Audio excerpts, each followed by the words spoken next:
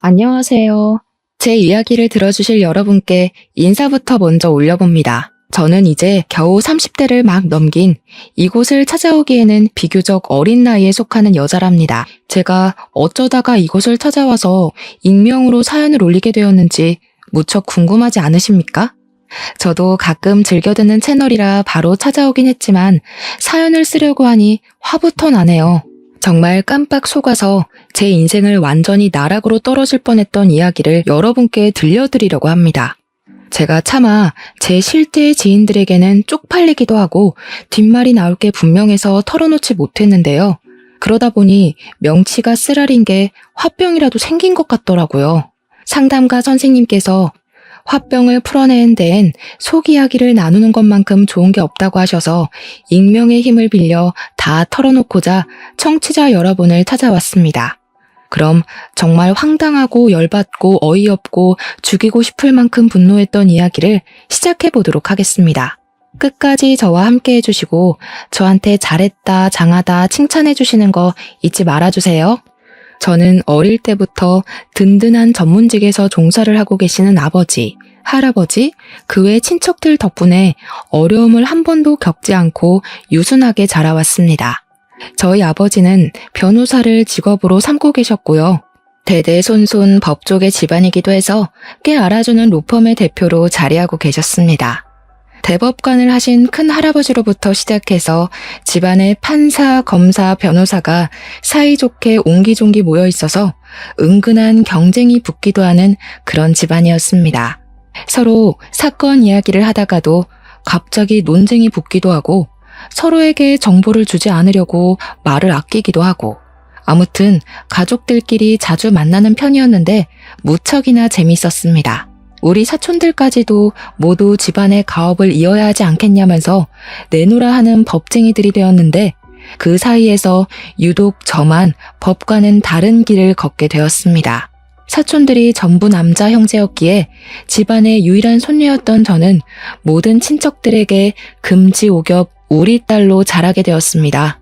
그래서 우리 할아버지께서 절대로 저만큼은 어두컴컴하고 험한 꼴 많이 보는 법조계로 발을 들이지 말라고 신신당부를 하셨습니다. 아무래도 범죄자를 만나야 하고 범죄 현장에 대해 조사를 해야 하고 신물나게 글자를 들여다봐야 하는 일 말고 편하게 좋은 것만 하라는 뜻이었겠죠. 사촌들 사이에서 유일한 소녀였던 저는 어릴 때부터 용돈도 더 많이 받고 칙칙한 건 가까이 하지도 말라는 어명이 있었습니다. 물론 우리 할아버지께서도 판사 출신이셨지만 여자는 조신하게 꽃꽂이나 음악, 미술 이런 걸 하는 게 좋겠다고 하셨습니다. 어릴 때부터 악기를 배우고 그림을 그리고 화분을 키우고 정말 제 의견은 하나도 고려하지 않은 일들을 시키셨습니다. 물론 저는 그것들 전부에 소질이 없었고 흥미도 없었으며 취미도 없었습니다.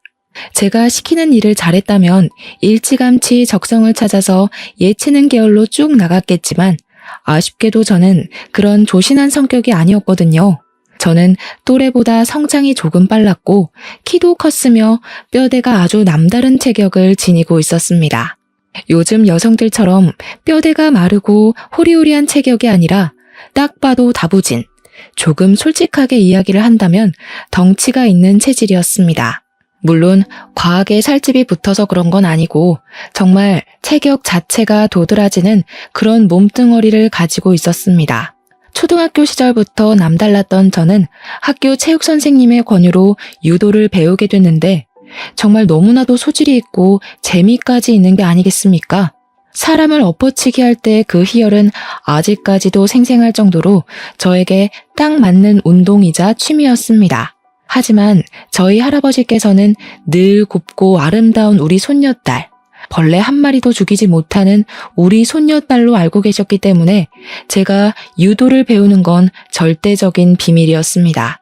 만약 제가 유도를 배우는 걸 아셨다면 그 길로 유도장에 찾아와 제 머리끄덩이를 잡고 집으로 돌아가실 분이었기에 전공은 못하고 취미로만 배우게 되었습니다.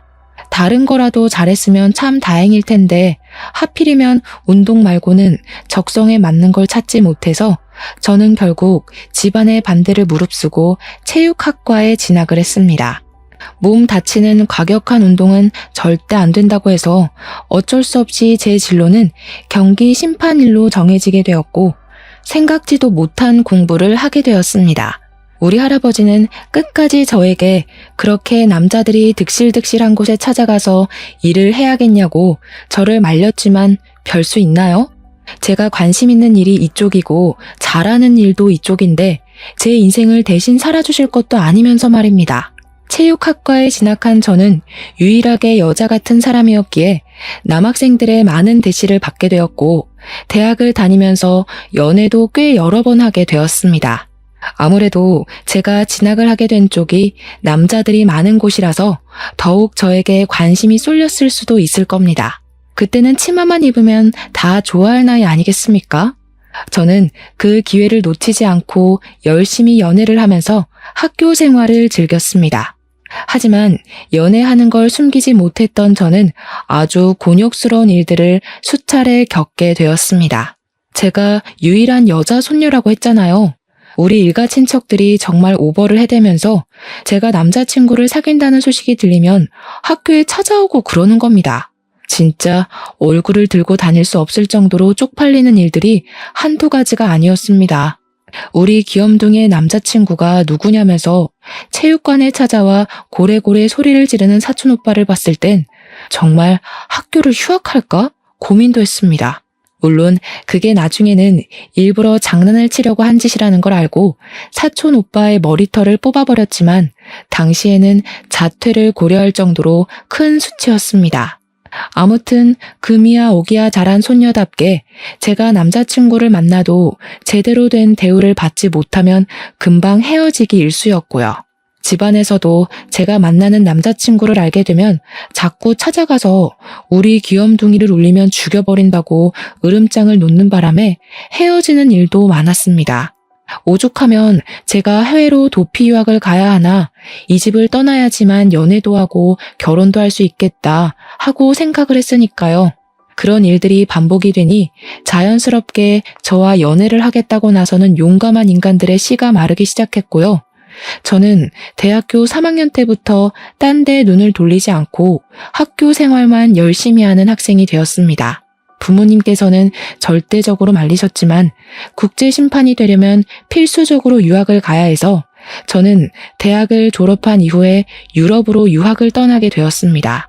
4년을 공부를 하고 국제 심판 자격증을 취득한 이후에 한국으로 돌아왔는데 그게 제 나이 29살의 일입니다. 꽤 오랜 시간 해외 생활을 했기 때문에 한국으로 돌아와서 부모님과 함께 사는 생활이 즐겁고 행복했습니다. 아침밥을 걱정할 일도 없고 어머니께서 생필품도 사다 주시고 집안 살림도 다 봐주셨기 때문에 일에만 집중할 수 있는 시간이었습니다. 우리 부모님도 정년을 향해 가면서 가정에 더 충실하시려고 노력하셨기에 우리 가정은 항상 웃음이 끊이지 않았습니다. 저는 운 좋게 바로 취업을 할 수 있었고 국내 대회 심판일을 보면서 하루하루를 즐겁게 보내고 있었습니다. 제가 취업을 한 지 한 6개월쯤 지난 어느 날 우리 회사분 중 한 분이 저에게 남자를 소개해주고 싶다고 이야기를 하셨습니다. 한국에 와서는 남자친구를 사귀지 않았기 때문에 괜찮겠다 싶어서 뭐 하는 사람이냐고 물어보았습니다. 그러자 되게 비밀인 것처럼 상당한 부자라고 이야기를 하는 게 아니겠습니까? 자기도 간단한 회식 자리에 참석했다가 만나게 된 사람이라고 했습니다. 경기를 하게 되면 후원을 하는 스폰서 기업들이 붙기 마련 아니겠습니까? 그런데 가끔은 개인이 후원을 하기도 하거든요.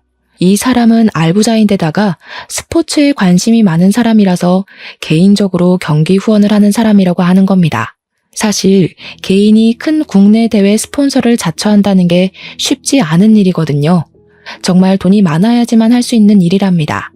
잘 아시는 분이냐고 했더니 그건 아니고 다른 팀 회식 자리에서 소개를 받은 사람인데 제가 딱 생각났다면서 부잣집에 시집을 가면 자기한테 한턱 쏘라고 하더라고요. 사실 저희 집도 따지고 보면 부잣집이었기에 상대방이 돈이 많고 적고는 상관없었지만 계속해서 한번 만나보라고 권유를 하는 상사의 말을 거절하긴 좀 그랬습니다. 회사 사람들은 저희 아버지가 국내 5대 로펌 중 하나의 대표이고 집안이 대대손손 법조계 집안이라는 걸 모르고 있었기 때문에 그냥 웃고 말았습니다. 저에게 여자는 돈 많은 집에 시집 가는 게 최고라면서 보통 부자는 아닌 것 같으니 잘해보라고 만나보기도 전에 설레발을 치시더라고요. 상사가 그렇게까지 이야기를 하는데 저도 부자인데요? 하고 거절을 하는 것도 영 아닌 것 같고 남자를 만나고 싶은 마음도 있었기에 알겠다고 했습니다. 상사는 제가 긍정의 의미를 비추자 미혼이니까 이런 자리도 생기는 거라면서 수다스럽게 이야기를 하더라고요.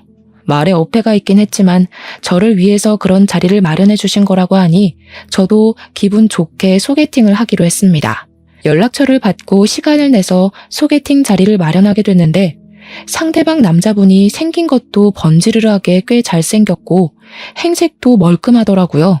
아무래도 제가 보고 자란 브랜드들이 있으니까 남자가 딱 제 앞에 서자마자 머리부터 발끝까지 스캔을 쭉 했는데 옷도 죄다 비싼 것들이었습니다.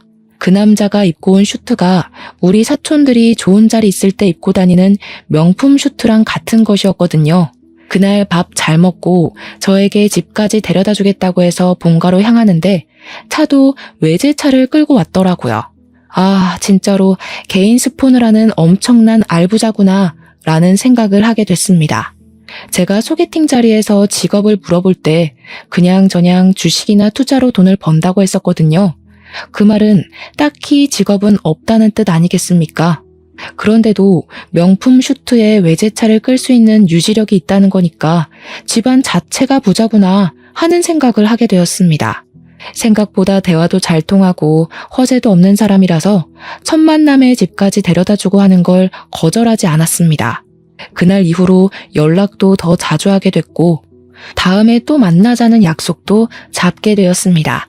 몇 번 만나보니까 사람이 더욱 진국이라는 걸 알 수 있게 되었습니다. 세심하게 배려를 하는 모습이라던가 제가 불편해하는 기색을 바로바로 눈치챈다던가 정말 로맨스 소설에 나올 법한 남자였습니다. 매번 저의 본가까지 데려다 주었고 저의 운전기사를 자처하는 그 남자에게 누가 빠져들지 않을 수 있을까요? 저희는 결국 연애라는 걸 시작하게 되었고 다른 연인들과 다름없이 서로에게 매일 밤 사랑을 속삭이면서 행복한 나날들을 보내고 있었습니다. 연애를 한 지 한 6개월쯤 지난 어느 날 우연히 남자친구와 함께 전시회를 보러 가게 되었는데 그 자리에서 하필이면 우리 사촌 오빠 중 한 명을 만나게 되었습니다. 오빠는 변호사로 일을 하고 있었는데 요즘 방송 프로그램을 보면 변호사들을 초청해서 사건 이야기를 나누거나 사연이 들어오면 법률 조언을 해주는 방송이 많지 않습니까? 그런 방송에 꾸준히 나와서 얼굴을 조금 알린 변호사였습니다. 관심 있게 보면 어느 방송에 나왔었는지 딱 알아차릴 수 있을 정도의 인지도를 가지고 있는 사촌이었습니다. 저를 보고 너무나도 반갑게 인사를 하면서 저한테 다가오길래 옆에 있는 남자친구가 의식되어 조금 당황스럽긴 했지만 저도 반갑게 인사를 해주었습니다. 오빠는 여기 무슨 일이야? 평소에 이런 거랑 친하게 지내는 사람도 아니면서. 아, 언니랑 같이 온 거야? 제가 막 물어보는데 사촌 오빠의 눈이 제 남자친구에게 콕 박혀 있더라고요. 어쩔 수 없이 여기는 내 남자친구라면서 사촌 오빠에게 인사를 시켜주니까 사촌 오빠도 그제야 악수를 청하며 남자친구와 통성명을 했습니다.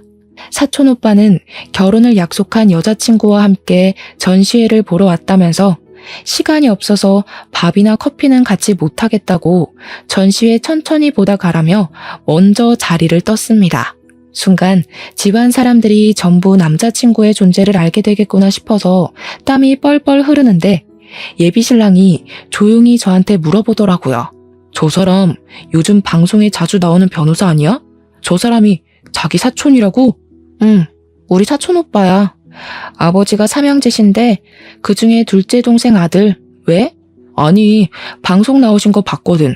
집안이 대대손손 법조계에 있다고 하는 걸 들었는데. 맞아. 우리 집에서 나 빼고는 다들 법조계에서 일하고 있어. 사촌 오빠가 방송에 나와서 몇 번 가족들에 대해서 이야기를 한 적이 있나 보더라고요. 그동안은 제가 사촌들에 대해서 이야기를 한 적이 없었으니 전혀 연관을 짓지 못하고 있다가 우연히 만난 사촌 오빠 때문에 저희 집이 어떤 집안인지 알게 된 것이었습니다. 사실 대대손손 법조계라고 하면 보통 사람들은 부담스러워하긴 하거든요. 하지만 남자친구도 집안이 꽤 부자니까 별로 신경 쓰지 않을 것이라고 생각했습니다. 그건 제 착각이었죠. 남자친구는 저희 집안이 부담스러웠던 건지 뭔지 사촌 오빠를 만난 이후에 이상하게 뜨뜨미지근한 태도를 보였습니다. 간이고 쓸개고 다 빼어줄 것처럼 굴었던 남자친구가 은근히 거리를 두려고 하는 모습에 저에게 정이 떨어졌나 싶어서 속상하기도 했습니다. 저는 참지 않고 솔직하게 말을 해달라고 왜 요즘 거리를 두는 거냐고 물어보니까 화들짝 놀라면서 오해라고 하더라고요. 투자를 하던 주식 하나가 손해를 보게 되어서 요즘 기분이 좋지 않았다고 걱정시켜서 오히려 미안하다고 저에게 사과를 했습니다. 그 뒤로는 또 잘해주길래 정말 투자 때문에 그런가 보다 하고 생각하게 되었어요. 하지만 간혹 가다가 이상한 기분이 들 때도 있었습니다. 예를 들면 남자친구가 자기는 미국 유학을 다녀왔다고 이야기를 했는데 동부 서부를 헷갈려 하더라고요. 거기다가 저도 유럽권으로 유학을 갔다 와서 영어를 더 많이 썼었는데 예비 신랑은 미국으로 다녀와 놓고도 영어를 잘 하지 못했고요. 한인타운에서 생활해서 그렇다고 하는데 아니 학교 수업은 영어로 받지 않겠습니까? 좀 아리송한 느낌이 들었습니다. 과거 이야기를 하면 은근히 불편한 기색을 보이기도 하고 해서 뭔가 제가 알면 안 되는 사정이 있는 것 같다는 느낌을 지우지 못하고 그냥 넘어가게 됐죠. 예비 신랑이 상당히 언변이 좋았기 때문에 금방 다른 주제로 확확 넘어갔기에 저는 별 의심을 하지 않고 넘어가게 되었습니다. 그래도 헤어질 만한 일은 아니었기에 1년을 넘게 연애를 하게 되었고 변호사 사촌 오빠가 입을 다물고 있다가 새해에 친척들이 다 모인 곳에서 폭탄을 터뜨렸습니다. 저를 보고 개구지게 웃더니 남자친구랑 결혼은 안 하냐고 이야기를 해버린 거죠. 당연히 모든 친척들의 시선이 저에게 확 쏠리게 되었습니다. 우리 귀염둥이의 남자친구가 누구냐면서 이 자리에 데리고 나왔어야지 왜 안 왔냐고 남자는 남자가 봐야 된다. 얼굴 한번 보자. 난리가 났습니다. 저한테 폭탄을 넘긴 사촌 오빠를 보면서 이를 뿌듯 갈고 남자친구랑 이야기를 잘해보고 다음 모임 때는 데려와 보겠다고 했습니다. 저는 남자친구를 만나서 집에서 있었던 일을 이야기하면서 다음번 모임 때 같이 가자고 이야기를 하니까 난감해하는 거 아니겠습니까? 그러면서 하는 말이 제가 들고 다니는 가방이라든지 차, 사는 집, 옷만 보고 부자일 거라 생각을 하긴 했지만 법조계 집안인지는 몰랐다고 하더라고요. 저는 솔직히 그게 무슨 문제가 되나 싶어서 이해를 하지 못했습니다. 우리 집에서 보자고 하니까 같이 가자고 한 것뿐이니까요. 하지만 남자친구는 아직 만난 지 1년밖에 되지 않았으니 천천히 했으면 좋겠다고 부담스럽다고 했습니다. 며칠 전까지만 해도 언제 결혼하냐, 빨리 가정을 꾸리고 싶다고 노래를 불렀던 것 같은데 갑자기 저러니 이상했습니다. 하지만 누구라도 저희 집이 부담스러울 수 있다고 생각이 들기도 해서 그냥 넘어갔습니다. 저도 그런 시선을 느낀 적이 몇 번 있었기 때문에 나서서 저희 집안이 대대손손 법조인들로 이루어져 있다고 말을 하고 다니지 않았거든요. 예비 신랑이 몇 주간 고민을 하더니 저에게 대뜸 우리 집 식구들을 보기 전에 자기 집 식구들을 먼저 만나보는 게 좋겠다고 하더라고요. 당연히 예비 신랑네 부모님을 만나러 가는 자리라고 생각을 해서 양손 무겁게 한우와 과일을 선물로 준비를 했습니다. 집도 아니고 밖에서 보자고 하길래 좀 이상했는데 만나기로 한 장소에 웬 또래의 여자가 나와 있는 게 아니겠습니까? 예비 신랑이 반갑게 인사를 하길래 저도 인사를 드리니 예비 신랑의 누나라고 말을 하더라고요. 그런데 그 누나라는 사람이 저를 머리부터 발끝까지 쭉 훑어보더니 이상하게 적대감이 가득한 얼굴로 저를 쳐다보는 게 아니겠습니까? 첫 만남부터 뭔가 실수한 게 있나 싶어서 가시방석에 앉은 느낌이 들었습니다. 집안이 상당히 빵빵하다고 들었는데 내 동생 무시하고 그러는 거 아니지? 내 동생이 우리 집에선 아주 귀하게 자란 아들이거든. 시작부터 저에게 경고를 하듯이 이야기를 하는데 말끝마다 너네 집 빵빵하다고 우리 집 무시하는 거 아니야? 하면서 말을 하더라고요. 그런데 예비 신랑이네 집도 개인 스폰을 할 정도로 돈이 많은 집안인데 저한테 뭘 무시했네 어쩌네 하는 건지 이해가 가질 않았습니다. 그날 제가 입고 나간 옷보다 예비 신랑이 입은 옷이 훨씬 더 비싼 옷이었는데 돈돈거리니까 의아했죠. 민준 씨네 집도 상당한 재력가 집안인 걸로 알고 있는데 제가 뭐라고 집안을 무시하고 그러겠어요. 그렇지. 맞아. 내가 요즘 뭐 집에 잘 안 들어가서 모르겠지만 아무튼 그냥 하는 소리야. 우리 귀한 동생이 기죽을까봐. 그래서 제가 조용한 예비 신랑한테 친누나 맞냐고 집에 안 들어갔다고 사정을 모른다는 게 무슨 소리냐고 의심하며 이야기하니까 예비 신랑이 당황해하더라고요. 그러면서 사실은 사촌 누나라고 소개를 하는데 어이가 없는 거예요. 아니, 뜬금없이 사촌 누나를 왜 소개시켜줘? 난 당연히 민준 씨네 부모님을 소개받는 자리라고 생각하고 나왔어.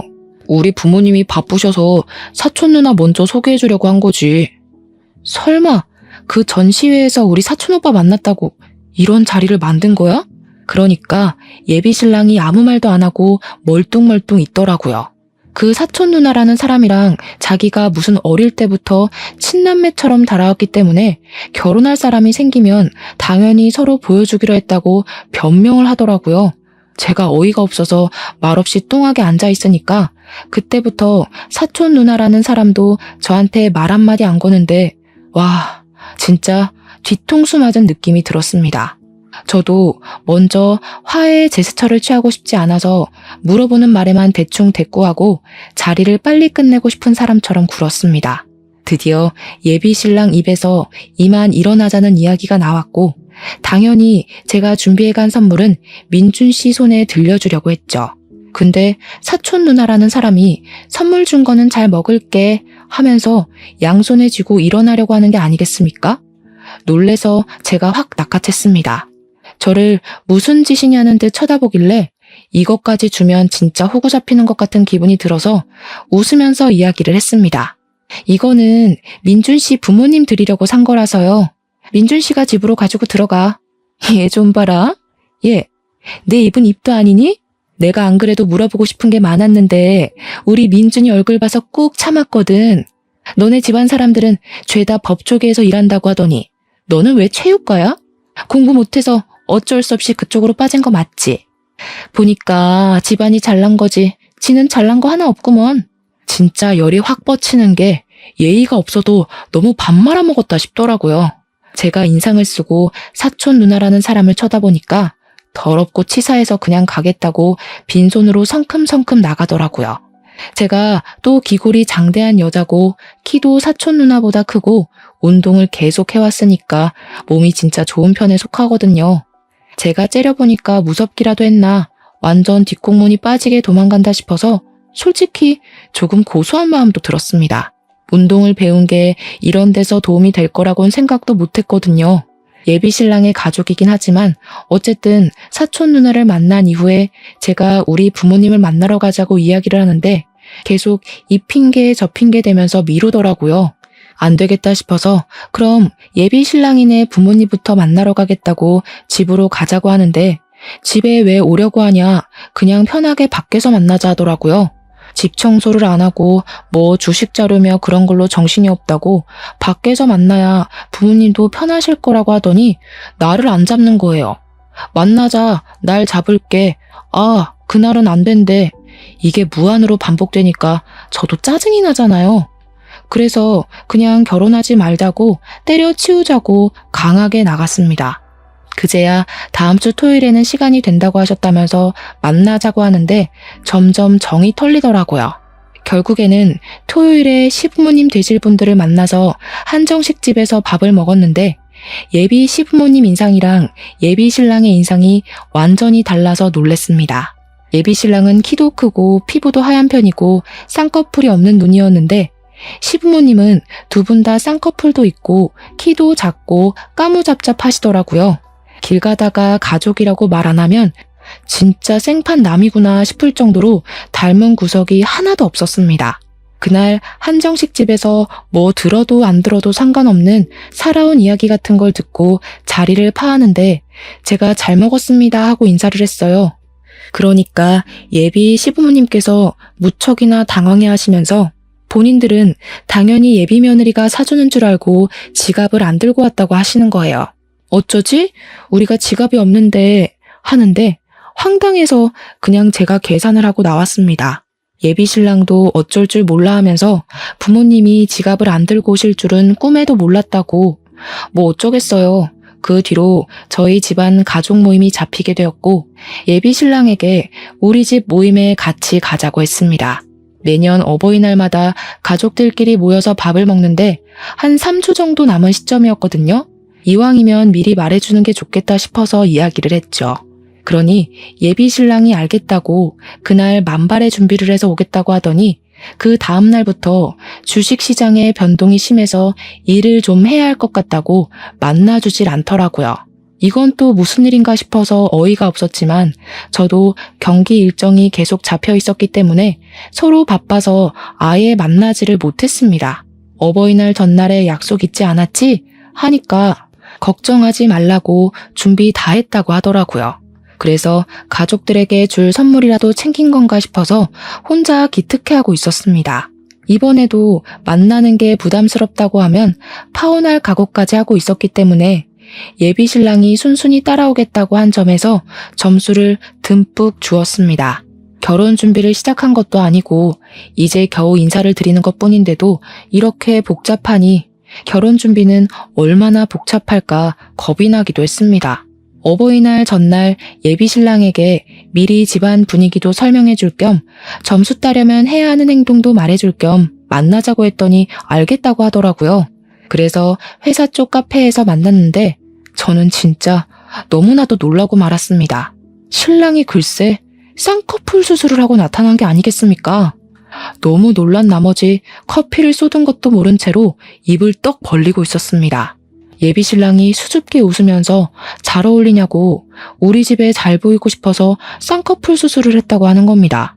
그런데 쌍꺼풀을 어디서 수술한 건지 너무 두껍게 집어버린 탓에 너무 느끼해져 버린 거예요. 꺼벙해진 눈을 보는데 도무지 시선을 맞추지도 못하겠고 멀쩡하게 잘생긴 그 얼굴을 왜 저렇게 망쳐놨나 싶어서 속이 답답할 지경이었습니다. 물론 얼굴 뜯어먹고 사는 건 아니지만 성형 수술을 해서 더욱 못나져버린 얼굴을 보니까 없던 화병이 다 생길 지경이었습니다. 수술한 지 3주가 됐다고 했으니 제가 우리 집에 인사를 드리러 가자고 하자마자 눈을 수술을 하고 나타난 것이었습니다. 그동안 실밥에 붓기 때문에 저랑 데이트를 하지 못했던 거라고 이제 와서 말해서 미안하다고 하면서 활짝 웃는데 못 참겠더라고요. 진짜 눈이 감기나? 싶을 정도로 두껍게 집은 탓에 저게 붓기인 건지 아니면 붓기가 다 빠진 건지 헷갈릴 지경이었습니다. 집에는 이미 예비 신랑이 인사를 드리러 올 거라고 말을 해놨는데 이제 와서 눈 때문에 못 데려가겠다고 할 수도 없고 해서 울며 겨자 먹기로 다음날 모임에 예비 신랑을 데리고 나갔습니다. 다들 예비 신랑의 얼굴을 보자마자 하면서 말이 없더라고요. 전시회에서 만났던 변호사 사촌이 원래 저 얼굴이 아니었던 것 같은데 하면서 황당해했습니다. 제가 짜증이 확 나서 우리 집에 잘 보이고 싶어서 쌍꺼풀 수술했대 하니까 다들 필사적으로 웃음을 꾹 참으시더라고요. 그러더니 사촌 중 한 명이 누구를 닮은 것 같다고 어디서 많이 본 얼굴이라고 예비 신랑을 빤히 쳐다보더라고요. 그 사촌은 검사로 일을 하고 있는 사촌 오빠였는데 계속 뚫어지게 쳐다보니까 예비 신랑이 부담스러워했습니다. 아, 닮긴 누굴 닮아. 그만 쳐다봐. 웅삼이. 그 말에 다른 가족들도 결국 웃음을 참지 못하고 다들 빵 터지고 저는 응삼이 누군지 몰라서 막 찾아보는데 사진 보고 뒤로 자빠질 뻔했습니다. 우리 예비 신랑은 기분이 나쁠 만도 한데 거기서 하하 웃으면서 땀을 뻘뻘 흘리더라고요. 그리고 예비 신랑이 먼저 자기 입으로 제가 응삼이를 닮아서 그런가 봅니다 하면서 분위기를 바꿔놓았습니다. 다들 성격은 좋은 것 같다면서 하나둘 풀어져서 예비 신랑에게 이것저것 질문도 하고 음식도 챙겨주시고 했습니다. 그날 그 모임에서의 일로 예비 신랑이 용기가 생긴 건지 뭔지 저한테 빨리 결혼했으면 좋겠다면서 결혼 노래를 부르더라고요. 저는 응삼이가 된 그 얼굴에 적응이 되지 않아서 뭘 서두르려고 하냐고, 이제 인사드린 거 아니냐고 한 발 뒤로 물러섰는데 예비신랑은 포기하지 않고 결혼 노래를 불렀습니다. 그러던 어느 날 사촌 누나라던 여자가 저한테 만났으면 좋겠다고 연락이 오더라고요. 더 이상 볼 일이 없을 거라고 생각했는데 꼭 할 말이 있다고 저를 부르길래 어쩔 수 없이 자리에 나가게 되었습니다. 너네 결혼 이야기 오가고 있다는데 맞니? 이야기를 들었을지 모르겠는데 사실 민준이가 지네 부모랑 좀 안 친해. 그래서 혼자 산 지도 오래됐고 민준 씨 부모님이랑 함께 산다고 했었는데요. 그래서 집에도 놀러 가본 적이 없는데 무슨 말씀이신지. 아니, 혼자 사는 거나 다름없다고. 사람 말을 끝까지 들어야지 왜 말을 끊니? 민준이네 부모님이 집에 잘 안 들어오는데 가끔 와서 그래. 그런데 사촌 누나분이시라는 분은 외가 쪽 친척이에요? 친가 쪽 친척이에요? 지금 그게 중요하니? 중요한 건 그게 아니라 내가 민준이랑 제일 친한 가족이고 내가 너한테 부탁할 게 있어서 좀 보자고 한 거야. 다른 건 아니고 내가 민준이한테 그간 빌려준 돈도 좀 있고 내가 돈이 급해서 그런데 돈 좀 해줘. 저는 순간 저한테 돈이라도 맡겨놓은 줄 알고 깜짝 놀랐습니다. 민준 씨에게 빌린 돈이 있으면 당연히 민준 씨에게 받으셔야지. 그걸 왜 저한테 달라고 하세요? 민준이한테 이야기 못 들었어? 요즘 주식 상황이 별로 좋지 못해서 민준이 투자금 회수하는 게 좀 버겁다고 하더라. 어차피 너네 예단 예물 그런 거 다 할 거 아니야? 민준이네 부모님은 그런데 관심도 없어. 내가 민준이랑 제일 친한 가족이니까 대신 받는 셈 치는 걸로 하면 되잖아. 그거는 제가 시부모님과 만나서 상의를 해보도록 할게요. 어른들도 계시지 않는 자리에서 저희끼리 정하는 건 아닌 것 같습니다. 민준이네 부모는 민준이 제대로 키우지도 않았다니까. 그 부모들은 받을 자격이 없는 사람들이야. 내가 민준이 업어 키운 거나 마찬가지인데 내가 받아야 하지 않겠어? 당당하게 이야기를 하는데 이게 무슨 콩가루 집안인가 싶더라고요. 계속 말을 이어가 봐야 저한테 불리할 것 같다는 생각이 들어서 시댁에서 저에게 해주는 게 없다면 저도 딱히 준비할 맘 없다고 선을 그었습니다. 그러니까 화들짝 놀라면서 집도 부자인데 당연히 바리바리 예단을 준비해야 하는 거 아니냐면서 친척들 것까지 싹 다 준비를 하라고 훈수를 두더라고요. 시댁에서 예물을 줘야 저도 구색에 맞춰서 준비하는 거 아니겠습니까? 근데 한술 더 떠서 사촌 신우가 저에게 종이를 내밀더라고요. 이거 예단 목록인데 우리 집에 살림 채워야 할 것들 써놨어. 집을 해온 것도 아니고 아직 상견례니 뭐니 결혼 준비를 하나도 한 게 없는데 예단 목록이라며 그것도 사촌 신우 집안 살림을 채우라뇨. 종이 적힌 목록이 아주 가관이었습니다. 자기네 집에 냉장고, 세탁기, 건조기, TV를 놔달라고 적어놨길래 기가 막히더라고요. 막말로 친누나도 아니고 사촌 누나인 주제에 뭘 받아 챙기겠다는 건지. 민준 씨가 집을 몇 평 해오는지에 따라서 금액 맞춰 해갈게요. 이건 사촌 신우와 할 이야기가 아닌 것 같습니다. 그러고는 더 말할 필요도 없겠다 싶어서 그 자리를 박차고 나왔는데 뒤늦게 문자가 와서는 저에게 돈 좀 달라고 한 500만 원만 보내주면 된다고 하더라고요. 500만 원이 제 수중에 없었던 것은 아니지만 제가 사촌 신우에게 도대체 그걸 왜 해줘야 하냐는 겁니다. 너무 기분이 나쁘고 짜증이 나서 예비 신랑에게 바로 연락을 해서 따져들었습니다. 도대체 민준 씨에게 빌려준 돈을 왜 나한테 달라고 하는지 이해가 안 가서 그래. 그것도 꼴랑 500만 원이래. 민준 씨 개인 스폰도 하는 사람 아니었어? 입고 다니는 옷 한 벌 값이잖아. 그 돈. 근데 그걸 왜 나한테 달라고 하냐고. 거기다가 예단 목록이라면서 종이에 뭘 잔뜩 써왔더라? 뭔가 했더니 자기네 집에 가전을 바꿔달래. 무슨 시어머니도 아니고 사촌 누나라는 사람이 나한테 당당하게 요구할 일이야? 어이없어. 누나가 날 어릴 때부터 업어 키워서 정이 남달라서 그래. 업어 키운 건 업어 키운 거고 그러면 민준 씨가 알아서 챙겨야지. 그걸 왜 나한테 그러냐고. 집안 문제에 나 끌어들이지 말고 민준 씨 부모님이랑 사촌 신우랑 이야기 잘해봐. 예비 신랑은 저에게 알아서 잘 해결하겠다고 해서 저희는 결혼 준비를 시작했는데 이제는 상견례 날을 미루더라고요. 닥달을 한 끝에 결혼 이야기가 나온 지 4개월 만에 상견례를 하게 되었는데 진짜 이상한 점이 한두 가지가 아니었습니다. 민준 씨가 유학했다는 지역도 헷갈려하고 알레르기 있는 음식도 헷갈려 하더라고요. 한마디로 아들에게 관심 없는 부모 느낌이었습니다. 우리 부모님도 수상했는지 저에게 제대로 한번 조사를 해보자고 했고 검사인 사촌 오빠에게 물어보게 되었습니다. 저는 뒷조사를 한다는 게 그것도 개인의 일을 위해 공권력을 사용한다는 게 마음에 걸렸지만 사촌 오빠도 이상했다면서 해보자고 하더라고요. 그런데 아무리 찾아봐도 민준 씨 이름으로 뭐가 나오는 게 없다는 겁니다. 심지어 나온 대학까지 뒤졌는데 민준이라는 이름의 동명이인만 있고 제 예비신랑은 없더라고요. 영 수상해서 유학 가기 전에 땡땡 대학을 다녔다고 하지 않았냐고 예비신랑에게 물어보니까 대답을 회피하더니 사실은 본 캠퍼스가 아니라 사이버 대학을 나왔대요. 땡땡 대학에서 운영하는 학점 은행제 학교를 졸업했다는 겁니다. 순간 머리가 띵하더라고요.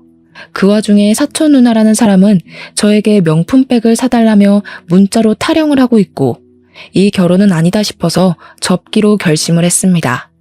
어버이날 이후 가진 모임에서 할아버지께 결혼 엎어야 할 것 같다고 이야기를 하려 했는데 검사 사촌 오빠가 제 눈치를 보는 게 이상하더라고요. 할 말이 있어 보이는 눈치라 기다리고 있었는데 할아버지께서 우리 손녀 결혼 준비는 어떻게 되고 있냐고 물어보시더라고요. 저 결혼 안 하려고요. 이상한 게 한두 가지가 아니고 저를 속이고 있는 것 같아서요. 대학도 속였더라고요. 그래, 아주 잘 생각했어. 이 얘기를 어떻게 해야 하나 고민했는데 내가 이상하게 낯이 익다고 했잖아. 기억났어. 그놈 사기 전과 15범인 놈이야. 우리 가족들 모두 입을 떡 벌렸습니다. 알고 보니 여자 등쳐먹는 걸로 유명한 사기꾼이었대요. 결혼하자고 꼬셔놓고 혼수비다 아파트 중도금이다 하면서 돈 뜯어내고 나르는 놈이고 이름도 민준이 아니라 영석이라는 겁니다. 같이 동거하면서 공범짓을 하는 여자라고 사진을 보여주는데 사촌 신우라던 그 여자더라고요. 그 여자도 전과가 12범이라고 했습니다. 제가 어이가 없어서 막 웃었더니 가족들이 우리 귀염둥이 실성했다고 본때를 보여주자면서 증거를 잡기 위해 미행을 하자고 했습니다. 개인 스폰이고 뭐고 다 구라였는지 원룸촌으로 들어가는 민준, 아니 영석을 발견하고 저희는 블랙박스며 녹음기며 카메라며 만발의 준비를 했습니다. 끌고 다니던 외제차도 렌터카였고 입고 다니던 옷도 대여숍에서 빌린 옷이었다고 하더라고요. 원룸에 들어갔던 영석은 운동복으로 갈아입고 현관 입구 옆 화단에서 사촌 신우라던 그 공범과 같이 담배를 피우고 있더라고요. 저와 사촌들은 차에 숨어서 살짝 창문을 열고 그 대화를 엿들었습니다. 야, 쌍수하니까 아예 못 알아보던데 검사도 못 알아보더라. 얼마나 가슴을 졸였는지. 법조인이라더니 다들 사건이 많아서 그런가? 이대로 망하나 싶었는데 큰 거 한탕 하겠어. 자꾸 걔한테 돈 달라 뭐 사달라 하지마. 때가 되면 다 뜯어낼 수 있어. 일단 예식장 비용부터 뜯어야 할 거 아니야. 요즘 호텔은 억 단위라던데? 아씨, 큰 거 기다리다가 놓칠까봐 그렇지. 불안하기도 하고. 아무튼 이번 일 끝나면 우리 혼인신고 하는 거다. 기다려, 해준다니까. 근데 영석씨, 나도 민준씨 하는 게 입에 붙어서 영석씨 본명이 입에 안 붙어. 담배를 다 피운 건지 집으로 들어가길래 저희는 블랙박스에 찍힌 것과 녹음기에 녹음이 잘 된 건지 다시 한번 돌려봤습니다. 소리가 작긴 했지만 대화 내용은 알아들을 수 있을 정도더라고요. 저는 그놈에게 아무렇지 않은 척 우리 집으로 불렀고 가족들이 본인을 알아보지 못한 거라 생각했는지 아주 당당하게 저희 집 문을 밟았습니다. 사촌들까지 전부 자리에 있으니 조금 놀란 듯 보였지만 태연하게 행동을 하더라고요. 영석씨, 놀랐어? 가족들이 다 있어서? 그러니까 그놈이 얼굴이 새파랗게 질려서는 영석? 영석이가 누구야? 하면서 파르르 떨더라고요. 저는 바로 그놈의 뒷주머니에 있던 지갑을 가져왔고 저지하려는 그놈을 가로막은 채 지갑 안에 신분증을 꺼내서 보여주었습니다. 여기 있네. 영석씨. 변호사 사촌이 신분증을 가져가더니 자기가 전시회에서 본 얼굴이 이 얼굴 맞다면서 능청스럽게 연기를 했습니다. 그러니 지갑도 챙기지 않고 도망을 가려고 몸을 틀더라고요. 제가 뒷덜미를 잡고 들배지기로 들어올려 몸을 틀어서 넘어뜨렸습니다. 우리 할아버지께서 박수를 짝짝 치시면서 우리 손녀딸 기술이 아주 고급이라고 대단하다고 해주셨죠. 저는 사기꾼에게 모든 진술을 다 하라고 협박을 했더니 그제야 저희 사촌들의 귀에 팍 눌려서는 잘못했다고 빌더라고요. 경찰에 바로 신고를 해서 여기 사기꾼이 있으니 잡아가라고 했고 사기꾼은 저에게 한 번만 봐달라고 눈앞에 나타나지 않겠다고 했지만 저는 조용히 그놈을 경찰에게 인계했습니다. 경찰서에 가서 사기꾼이랑 공범이랑 둘 다 자기들은 돈이나 현물을 받은 게 없어서 사기죄가 성립이 안 된다고 뻔뻔하게 나오더라고요. 당연히 그럴 줄 알고 공범의 통장에 전날 500만 원을 보내놨었거든요. 이체 내역이랑 공범이 저에게 돈 달라고 했던 문자를 보여주니 경찰도 혐의가 인정된다고 했습니다. 억울한 눈으로 저를 바라보는데 저는 웃으면서 제가 당할 뻔한 이야기를 쭉 경찰에게 진술했습니다. 이미 전과 15범, 12범이라서 가중처벌을 받을 텐데 합의하실 거예요? 아니면 소송전? 당연히 소송이죠. 합의를 울부짖는 그 연놈들이 유치장에 갇히는 걸 보고 나서야 저는 경찰서를 나왔습니다. 당연히 집안에 빵빵한 변호사들이 있는데 소송전으로 가야지 뭐 한다고 합의를 하겠습니까? 결국 두 사람은 사기죄에 사칭죄까지 붙는 바람에 전과가 하나씩 늘어나게 되었고 짧지만 징역형도 살게 되었습니다. 그 뒤로 아주 불편하게 사촌들이 직접 소개해주는 남자들만 만나라는 할아버지의 명령이 떨어졌지만 한동안 남자 만날 일은 없을 것 같습니다. 제 이야기 재미있으셨나요? 다음에도 재미난 일이 생기면 이곳에 찾아와 속 시원하게 풀고 가도록 하겠습니다. 감사합니다.